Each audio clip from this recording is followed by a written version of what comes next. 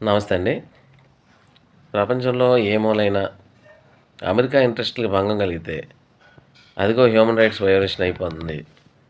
అక్కడ అదయిపోతుంది, ఇక్కడ ఇదయిపోతుందని గోల చేసే అమెరికా, మరిప్పుడు ఇరాన్ వార్‌లో చిన్న పిల్లల్ని చంపేసింది గదా మరి. దీన్నెవరు క్వెషన్ చేయరా? దానికి వాళ్ళు ఎటువంటి ఆన్సర్ ఇవ్వగలుగుతారు? ఇప్పుడు టార్గెట్స్ అన్నీ కూడా వాళ్ళకి తెలిసే ఉంటాయి. లేటెస్ట్ సోఫిస్టికేటెడ్ టెక్నాలజీ ఉంది. అక్కడ ఎవరున్నారు? వాళ్ళ మీద బాంబ్ ఎయొచ్చా? ఎయకూడదా? అనేది కూడా తెలుస్తది. ఇన్ని తెలిసి కూడా అమెరికా దాడి చేస్తుందంటే దాని అర్థం ఏంటి? ఈ ఇన్నోసెంట్ పిల్లలు 160 మంది చనిపోయారంటే అది ఎంత పెద్ద హ్యూమన్ రైట్స్ వయోలేషన్. దీన్ని మాత్రం తనకు తాను ఆత్మవిమర్శ చేసుకోదు. ఎవరు విమర్శ చేసినా ఒప్పుకోదు. అంటే దాని అర్థం ఏంటి? హ్యూమన్ రైట్స్ కోసం మాట్లాడే అమెరికా లాంటి దేశాలు కేవలం వాళ్ళ ప్రయోజనాలకి భంగం కలిగినప్పుడు మాత్రమే దాన్ని బయటికి తీస్తారు. దానికోసమని ఏదైనా ఆపోజిట్ నేషన్ మీద వాళ్ళు ఆంక్షలు విధిస్తారు.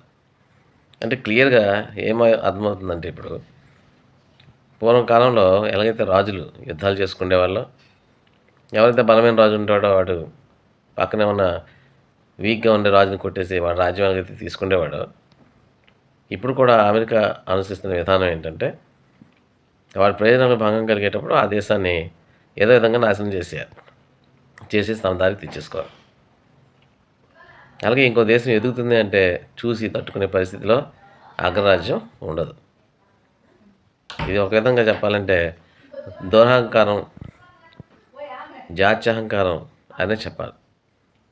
ఇలాంటి దేశాలకి ఎప్పుడు బుద్ధి వస్తుందో, లేకపోతే దానికి కాలమే సరైన సమాధానం చెప్పి ఏదో ఒక పెద్ద జరగకూడదు.